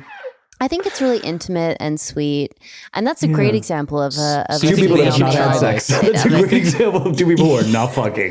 If you guys can get through correct? I Am the Baby game together, Oh boy, that is not a good sign. You're not That gonna- means- Then you're I don't not- think there's you no get it. sexual It doesn't energy. usually escalate to physical intimacy after that. really, with you and Emily, that doesn't go there? No. Interesting. Though we once in a movie played a brother and sister who fuck, so that's disgusting. Oh no! Is that how you met? That's how No, that's we how know each other Tyler for and a long Emily time met. before. That is how Tyler met his wife. Yeah, they also played siblings who fucked. Why can't you say it? I It's don't so much know. weirder. It makes I don't know. It's like you think there are children in the room while we're talking about this. You're like, here's I'm the part the I don't want them baby. to. I am the baby. I don't I wanna. can't do that. Oh my god. Yeah, Hollywood's weird. Yeah, this is give us Canada, another by question. the way. But Canada's weird. Yeah, Canada's another weird. one Showbiz. more. Okay, one more question. Okay. Hold on. Wrap it up for this guy. Well, I We find did another like question. ask Wrap another it up. person. That's Yeah. we'll wrap it up. Definitely wrap it up. Or find out if she's on the bill. What? No, I would say yes. I think that the soundest advice could be beyond you have to be empathetic to this other person, the woman, is find another person and talk to them about this that knows her. Totally. Or get a quill and a feather. And whatever's coming out of his mouth, don't do it. Scratch Shakespearean text to her, professing your love. Are you a hunchback? Do you have a handsome friend? Hire Are you a very good villain writer? to try and rob her and punch the villain in the face at the last moment and save her. And the heightened adrenaline will cause a big kith. Evan just wants to cosplay movies for people. That's all he wants. Oh, I have an idea. Go back in time. Try to avoid fucking your mother. That's great. That's Back to the Future, guys. Oh, it sounded too good to be true. That is Back to the Future. That is It a is weird Back to the part Future. of You go back in time. Your mother wants to fuck you if to- she's And it's going out of hard style, not to. and you have to get out of the way so that she can fuck your dad, so that you can exist. be born. Yeah. And you're So like, you are my like mom's kind of cute. Broing, being like, don't you want to fuck? Hey, not dad. Wink, wink. Don't you want to stick it in that one? yeah. Should the three of us have a movie review podcast? Actually, Yes. And we only review movies with this kind of theme attached. And there's many. There's many. We can find movies. this. We can find this a lot of places. Oedipus. What's a play on the word Oedipus? Okay. I don't want to do that. It's too easy, Evan. Oedipus? At a podcast. Edipodcast. Hey, welcome to the Edipod. The Edicast?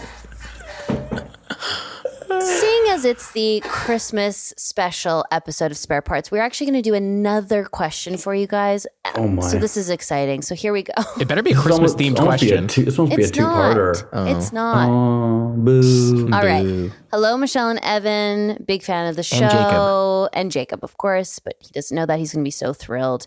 I've been married for 2 years. And before that, my wife and I lived together for 8 years. We always said we were basically married by the time we tied the knot and didn't think anything would change between us. Our first year of marriage was definitely blissful. But this second year, we have argued more and it's been a real challenge in our relationship. It mostly comes down to us struggling to communicate with each other and being reactive to how the other person is feeling. My wife and I are fiercely fiercely devoted to each other, so we are definitely not on the point of considering a divorce. My question is from 2 people in long-term, 3 people in long-term relationships. What are ways you guys have found to communicate more effectively with your partner? And any tips, exercises, or books on this topic would be great. Love the podcast. Can't wait to hear. I like ring dips. I knew you were going to say something stupid. I mean, this is a very Evan, you're a married man. Question. You're the only one of us who's married. What do you? Did you notice? Did something change? Because you guys have been together. You've been together a hot minute before you got married. A couple years, 3 years, 4 years. 3 years. Like there you go. Yeah. Three, 4 years. No, I've noticed that my wife and I, we argue about. Like, she's much more reserved and she's like very insular. Like, she thinks a lot and she like comes up with what she's about to say over time, having thought about it. Whereas I just, right? Like, you guys know. So our biggest issue is like me waiting or being able to wait long enough for her to formulate the thought. So if she's upset with me for something, like let's say I didn't do the dishes and it's getting a little messy around the house, she kind of just like internalizes. So we've had to work on me being like, it's okay if you don't know exactly how to say it. You're not going to hurt I'm not going to get upset. I'm not going to be mad. Like, I have to, like, you tell me the dishes are, and I'm fucking up, and we'll have a conversation about it. So I feel like for some people, it's like communicating more. Oh God, this is such a hard thing to discuss, but it's more like she has thoughts that she's afraid to share with me because she's worried about my violent male reaction because of men and the histories of men and men being bad. And because you're creepy. And I'm a creepy fuck. And so there's so much unlearning that you have to do in a relationship and so much learning about how that person communicates or how their thought process works. And I think the first couple years of a relationship, you guys kind of like tiptoe around each other. There's a lot more kind of like forgiveness. There's a lot more, it's okay that we didn't have the exact right conversation on that topic. It's fine. It doesn't really matter. But as the years go on and you're thinking about starting a family, you get a dog, things that are more responsibility, a mortgage, whatever, those tiny discrepancies start to pile up and become like, oh, maybe we need to like hash this out. And enough time has passed now that they become more difficult to talk about. Because it's like, well, you never told me that you didn't like this? Like me not doing the dishes at night? Why wouldn't you fucking tell me that? And it's like... I mean, I was going to say the only advice that I would really have is that the communication needs to be regular. Because it can build up so easily. And I think of that that has to become part of upkeep, I guess is what I mean there. And I have trouble with that because I tend to be a person who's like, I'm fine. It's okay. And then I'm like, oh, I'm not. And I let this bottle up and that's my bad. But I would say that like, my boyfriend's very good at this, which is checking in on the reg. And sometimes like it can make me like, I'm like, stop asking me how I am. But I'm like, he's right too. Like I'm not, that's right. And I'm wrong. And the regular thing does that. I think it's the worst stuff is stuff that builds because then it is an explosion, correct pronunciation. Yeah. And you can't, and then you can go long, you can go deep, you can go into all this shit to reel. You don't need to, And you're dealing with accumulated feeling that is more powerful than the current moment. You're like building a case against somebody instead of breaking it down and that's a great way of putting it. Not feel so. Also, not everything, and this is something that I have to deal with too in myself, is like I will take things really personally. And I don't like, even just like if using dishes as an example, to your point, Evan, like if like something small like that, I will take so personally. And that's actually my work to do, to be like, I trust that my partner has my best interest at heart and isn't attacking me as a human. It's just, there's something that's like, so I think it's also learning how your partner communicates and learning how to like maybe approach them and thinking about their instincts as well as yours, which is hard. And it takes a long time to learn somebody. I mean, I think that something you said that's very smart is, in general, a great rule for life is if you cannot take something personally, fucking don't. Oh, yeah. Don't take things personally. They almost never are. It's almost always about the other person. It's almost never about you. Yeah, but unfortunately, even though it's not about you, not doing the dishes affects you because then all of a sudden No, but I think to Michelle's point,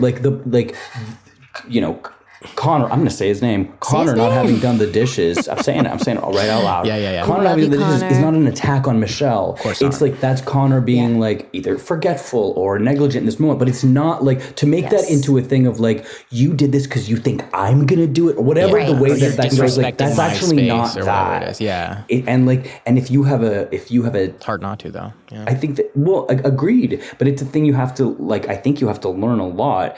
And as somebody in recovery, and I will full disclosure that's a huge part of it is like your side of the street, right? Which is like if you cannot take something personally, don't take it personally. It's not personal, and you're absorbing something and you're making something about yourself, and it's not, because it is a kind of a narcissism as well. It's like this isn't about you. And this person exists on their own. This person, not everything this person does is a reflection of you, no matter how intimate you guys are. So you take care of you, and you can air your grievances. And agreed, when you live with somebody, especially petty grievances, 100%. Who's kidding who here, right? Like that's a thing. But like I think to the point of regular communication, don't let it build up to a thing that it isn't, because then you've made it again. You're making it a thing. Yeah, and allowing somebody, especially your partner, to be like, to have bad days, to be grumpy, to be off, and not being like, what's going on, trying to like interrogate or investigate them. It's like, that is a tricky thing with, I know people really hard for me. Have you seen this thing of this woman talking about like the lie of the 50-50? That like a relationship is not 50-50. Oh, it's like some days relationships are like 80-20. Like that's the point, is that you have to be able to, if someone else is 20, you got to be able to bring 80, right? Like that's the way you survive together as a duo. It's not assuming everybody's always meeting at the same point, because that's not life. Some days you're feeling low, some days you're feeling high, some days you have more to give, some days you have less to give. Yeah. Totally. And the more responsibility you have in your life, like that's external to you guys, the more that starts to feel like, there's 120% to do. Like if you have kids or something, like having a dog, I know you guys both have had dogs by yourselves at certain points, which to me is like, I don't even know how you guys do that. Like having a dog with my wife, I'm like, oh my God. We're both really good people. We're really good at life. Yeah. Yeah. We're quite high functioning at it. I always do say you guys both always have it all figured out. That's something I always say. So. Yeah. You heard the part where I said I was in recovery, right? Yeah. So, I tried. Pretty proud of you. Thanks. But yeah, I mean, like, I do think that the expectation game is so dangerous, and especially silent expectation. Like, if you want something, you kind of got to ask for it. And to get to this question, like, they've been together for a long time, so sometimes we get into patterns with people that we assume we can't break, and all patterns can be broken.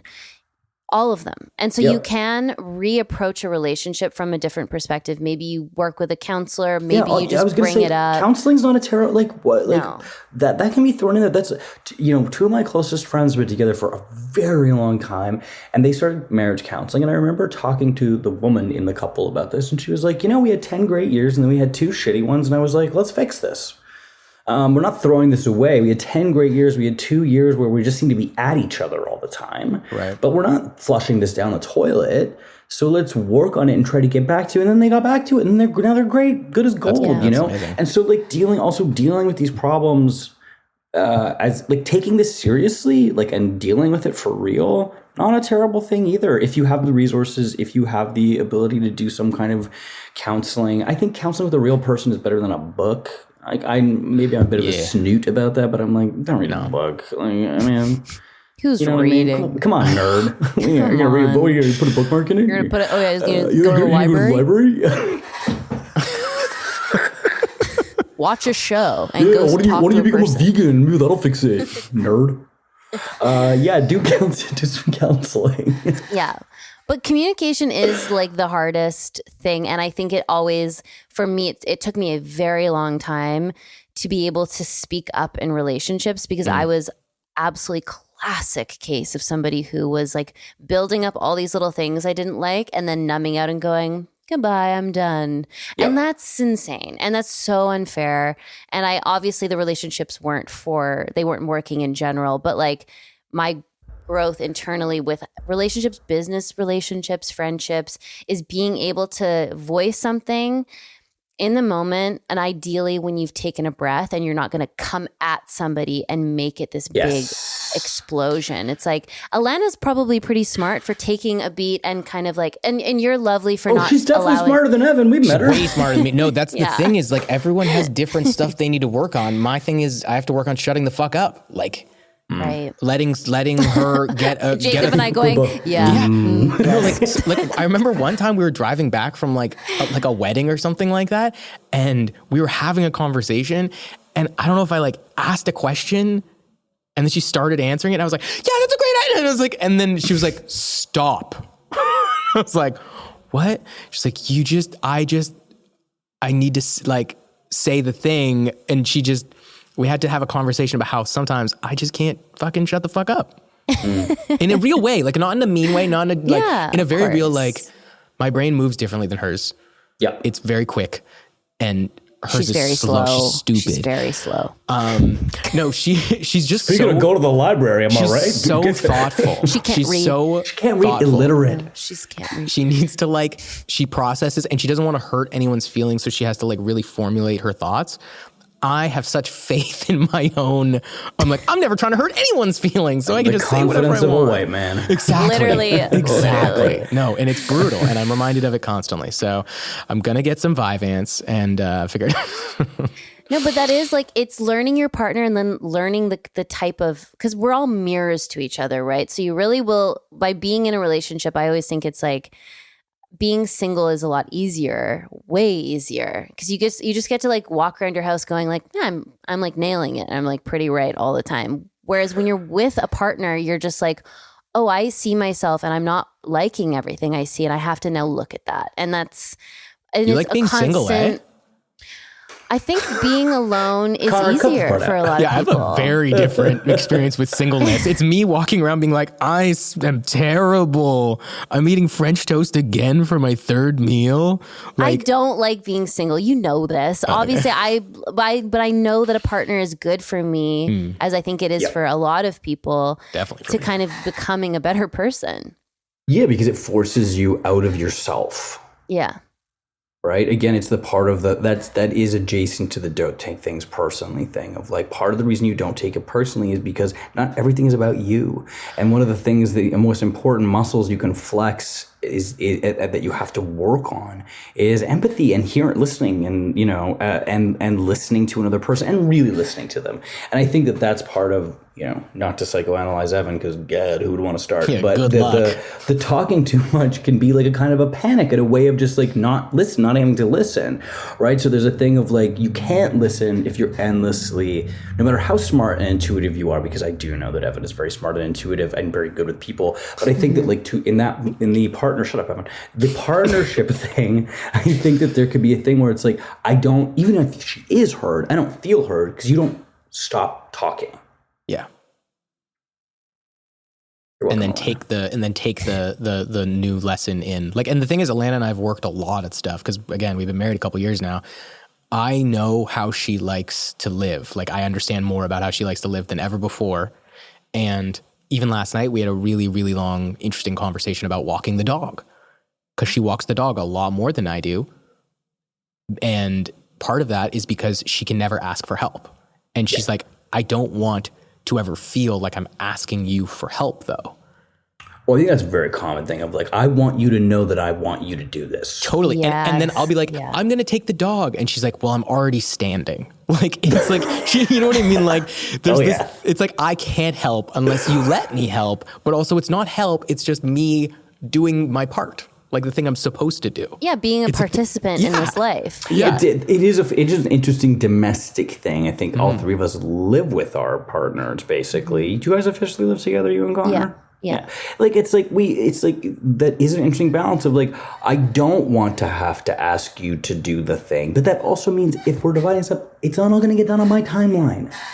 You know what I mean? Like, and if you're the that's a person who's hard like, one. oh God, it's so, I have a God, that's hard. I'm a timeline. Me too. How long are those dishes gonna be there? I know. As long as it takes, because guess what? I don't. It doesn't affect me the same way. I look at dishes in the sink. This is why we got divorced, Evan. But and this is why Jacob and I would be incredible life partners. Oh, the house would be so clean. Spotless. See, the house is clean. The dogs always walked. It's just everything's in a corner. No touching's going on. No not weird even stuff. a hug. No weird stuff. No, good with hugs. She has a note on the board right now that says "Clean your rat nest" because I put like is that to you? Yeah, I put 3 bathrobes in the corner of the room with like my writing box. Like I have like all of my writing in a box, and it's all in a little pile in the box? All of my ideas go in a box. Oh God, you are so that crazy. Is a rat nest. And it looks like a rat. You're giving Kevin Spacey in Seven vibes. I have a bunch of tiny notebooks with tiny handwriting. What's in the box? What's in the bag? Back to Brad. When Brad listens to this episode, our good friend Brad's one of his finest performances.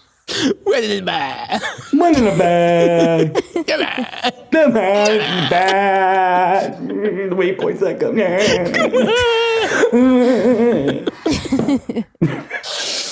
Evan's just in the corner writing as small as he can in a little notebook. Yeah. Creaky, jagged writing. Chicken scratch. It's just margin to margin. He's like, I feel like all the spaces. No spaces. Yeah. He's like burnt the corners of the pages with a layer. These are my best ideas. And you can have all of them if you want to use them to try and get together with your best female friend. Oh, God. Oh, God. Evan's tiny book of cohabitation. 1 from 20. I must have showed you my children's list at some point, right? I think this is the scariest thing about my writing. You have a list of children? Please explain further. Well, it is a Christmas episode, Evan. Are they naughty or nice? And how do you decide? You must have seen this before. What's the protocol? So you know what? I don't know. You're not answering. Will it ever be evidence? Do we want to see this? Just going to show you. What is this? Really quickly. What's happening? Well, you got to tell because this is a podcast as well. Please. Yeah, remember. but you guys have to see it as I tell you. Okay. Oh, brother. He's looking down on his phone. He looks sheepish. We're going to narrate this again. It's called Evan's List of Baby Names. Oh, God. Oh, Evan. It's too long. It's all got my last name on them. Stern. That's insane. That's insane. Evan, what's the top one? Yeah, what's your number? Oxford Stern. Nope. Okay, don't want to hear any Next one. others. What's number 2? Nope. Is it Cambridge? If it's Cambridge, Actually, I'm not gonna lie. The next one got used. My brother and sister-in-law took it. Oliver Stern. They took that one. Okay, that's a so I actually have to delete Oliver's that. nice. But the next one after that is Brazil. So Evan. Brazil Stern. Evan, I hope you know that I here. don't really mean this, though I partly do. I hope you're sterile. And there might be a chance, to be honest. I've never had a real scare. So, and I've been fucking. All my female friends. And I do have a latex allergy, or at least that's what I tell the ladies. I think you might like this one. Iris Willem. Iris-Willem. Is that for a? I know we don't care about gender anymore. Iris Okay. Willem I don't want to be the boy named Iris. I'll tell you that right now. It's cute. Buddy Stern. Willem. Buddy is off the table. Buddy is, that's a dog, Evan. That's silly. a dog. That's just silly. Maybe a horse. dog. Oh, the last one's real. I'm not. The Please last read it. one's Awesome. Estate Stern. Estate. No one's named Estate. Has Alana There's seen a this reason list? why. If you showed this to her, Does she know about this? I think on our first date, I was like, "Look," Oh, that is so you. and she's like, so "It's fine." you. Like, that's fine. She just like puts my Put hand that down. Like, I'm not tut-tut. gonna look at these. Alana is a Oh queen. my God. Oxford is your number one. What do you call him? Oxy or Ford?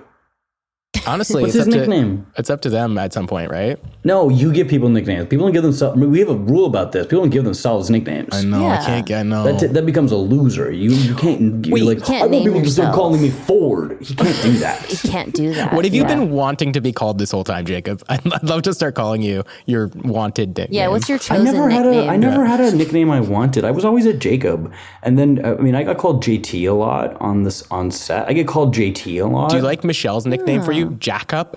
Jacob? Yeah, I do. Because Jacob. I can hear her say Jacob. Jacob. It's cute. Yeah. My sister calls me Jake. I mean, there's been people So not a Jake to me. It's so interesting. Yeah, but Jacob lends itself to, as one knows, lends itself to Jake. But I'm not. I agree. I'm a Jacob. Interesting. Tell me more about that. Tell me about it. What? That's it. My dad used to call me Jacob Daniel the Cocker Spaniel. Jacob Daniel the Cocker Spaniel. That's a cute dad one. I'm going to start calling you Cocker for short. All right. Boy. Well, guys, on that note, Merry Christmas. Yeah, I mean, I think we gave enough, right? Oh, we gave. This is like a 9-hour podcast. Okay. Way too much. Connor's going to cut it to like 20 minutes, too. It's going to be really nice. Good luck. Yeah. Oh, maybe he'll just bleep the celebrity names that we kind of. That'd be actually kind of funny. One? No, just the ones that we say sort of. The ones we say we like only. Things. He just yeah. Bleep it. Thank you so much for coming this was for such the a pleasure. Christmas episode. It was so fun to have you. We obviously want to have you back. No Christmas, comment. Anytime. I would love it. Oh, no, I was doing my coy face. Sorry. I was doing my coy face. I would love to come back. Sorry. All right. Fair enough, Evan. No, this was so fun. This was such a fun trip down memory lane for the episode. And this was so fun to do advicey poos. Yay. This is great. And I love you guys. We love you so much. And yeah, I hope you have an incredible Christmas. Everyone listening, thank you for listening on Christmas Eve, which is when this comes out. And if you don't celebrate Christmas, you're in the holiday season. So happy holidays. We love you all very much. And I hope whenever anybody opens their Christmas present, they get to go, what's in the bag? Should we do the Christmas follow-up, to be fair, in harmony right now? Yes. Ooh. 3, Wait, 2, can you give me the regular song first so I can get it close? Silent Night. Okay, so it's to be... Okay. What note are you starting on? To be fair. Yeah, do we get a pitch pipe out for real? I wish we had one. To be fair. Wait, just Is it to be fair? Yes. To be fair. Okay, perfect. Yeah. 3, 2. To be fair. You slowed down by 1,000%. I think it works. I think it's actually good. People are going to love it. Thanks, guys. Give the people what they want. Merry Love Christmas, you. everybody. Bye. Love Merry you. Christmas. Bye. Mwah, mwah, mwah.